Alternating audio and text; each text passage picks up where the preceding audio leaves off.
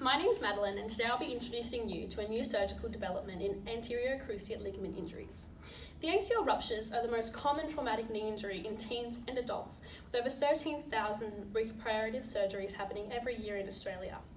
Due to the high prevalence of this injury, it is essential for medical professionals to continually improve their surgical technique to maintain a high quality of patient care.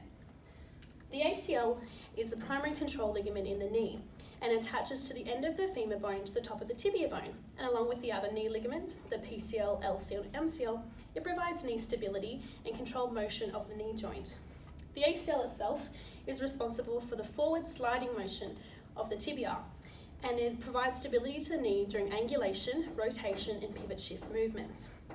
Due to this dependence on the ACL and knee movement, it is very easily damaged during sports and exercise where the knee is in a locked position and there is a sudden change in direction or a pivot shift movement.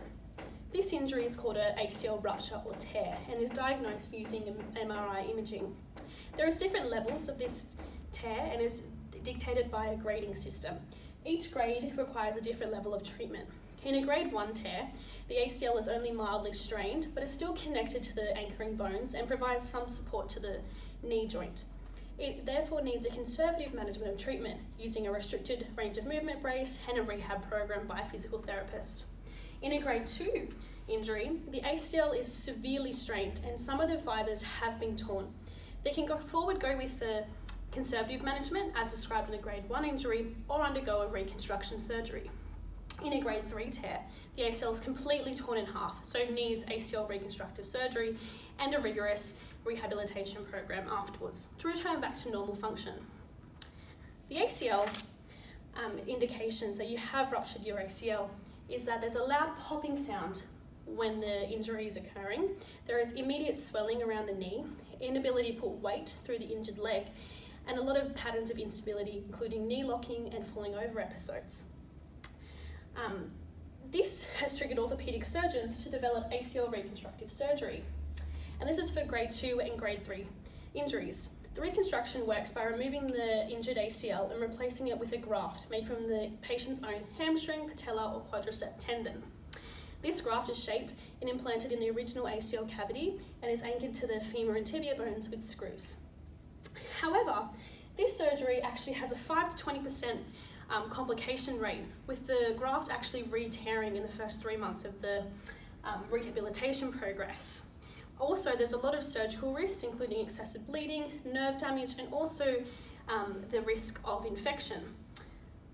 The rehab program takes about 8 to 12 months and is quite rigorous and hard for the patient to continue doing. This has therefore catalysed Dr. Gregory DeFelice to develop a new surgical technique called ACL primary repair.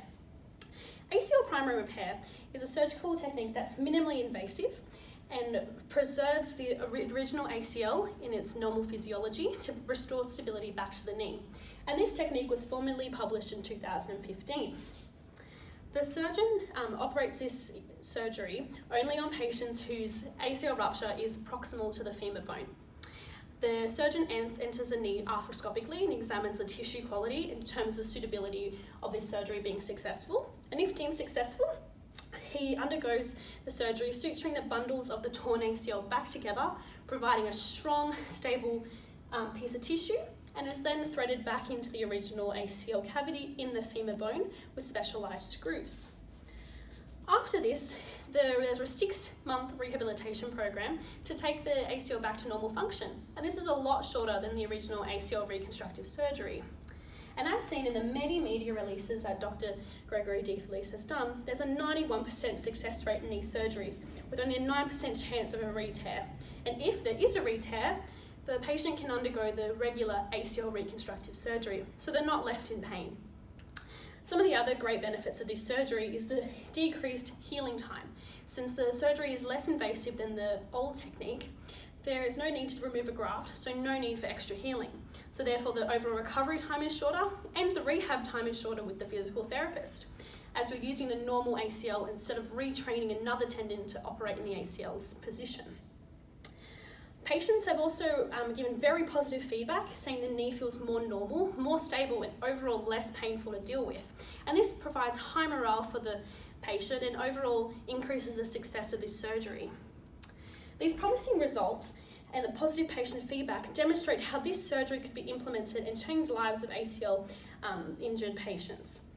This technique has only been successful in patients that do have tears proximal to the femur bone, so it isn't a one-size-fits-all fix for all patients with ACL injuries. So therefore, more research and further developments will need to be made to completely switch to using this style of surgery. However, with the great success that it's seen, I definitely think it's the right step in the right direction to implement this technique in mainstream medicine. That's all from me, and I'd like to credit these resources for assisting me in my investigation. Thank you very much, and take care of your knees.